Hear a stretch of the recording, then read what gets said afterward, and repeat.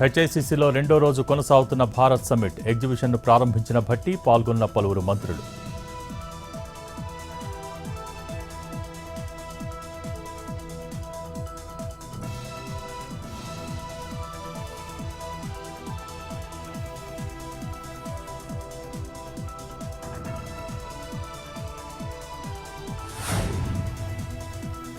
కాళేశ్వరం అంశాన్ని డైవర్ట్ చేయాలని KTR plan. ఎస్ఎల్బీసీకి కాళేశ్వరానికి పోలికేంటని Komatireddy counter.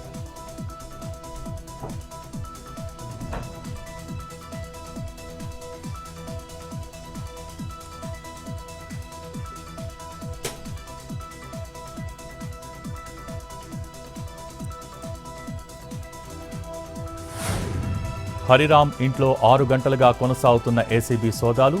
భారీగా ఆస్తులు కూడబెట్టినట్టు గుర్తించిన అధికారులు.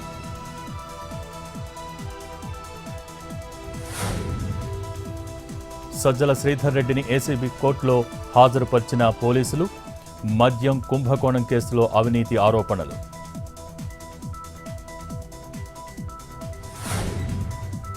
విజయవాడలో బయటపడ్డ ఇన్స్టా మోసం. యువతని హైదరాబాద్కు రప్పించి బంగారం దోపిడీ. పోలీసుల అదుపులో నిందితుడు.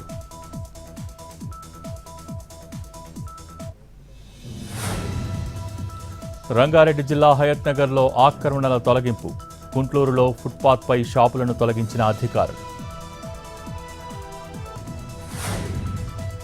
స్వగ్రామానికి చేరుకున్న దుబాయ్ బాధితుడు లింగయ్య. మంత్రి పొన్నం ప్రభాకర్ చొరవతో ఇండియాకు రాక.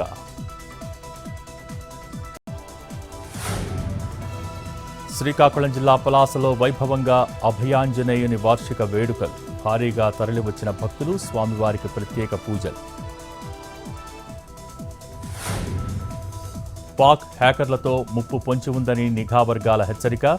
Bharat cyber security alert.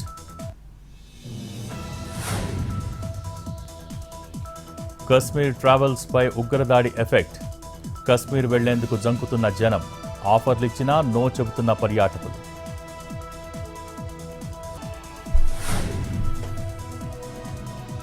Warangal జిల్లాలో బీఆర్ఎస్ ఎడ్లబండి ర్యాలీ ప్రారంభించిన ఎర్రబెల్లి దయాకర్.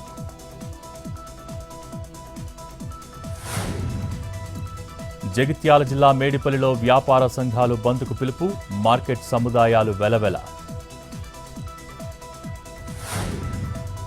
బాపట్ల జిల్లా చీరాల రామానగర్లో కార్డన్ సెర్చ్. 5,000 లీటర్ల బెల్లం ఊట ధ్వంసం.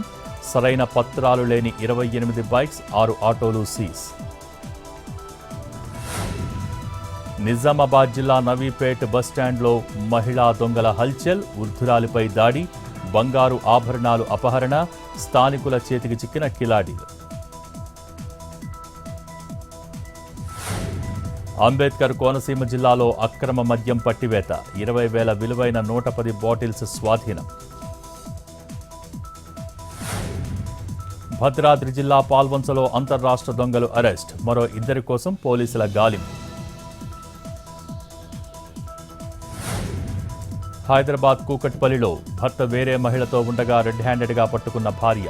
గత కొంతకాలంగా భార్య దీప్తికి దూరంగా శివ, సుష్మతో సహజీవనం.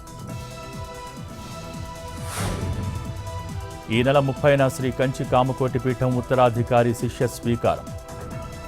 అక్షయ తృతీయ సందర్భంగా కాంచీపురంలో కార్యక్రమం. కర్రెగుట్టలలో భారీ ఎన్కౌంటర్. బలగాల కాల్పుల్లో 38 మంది మావోయిస్టుల మృతి.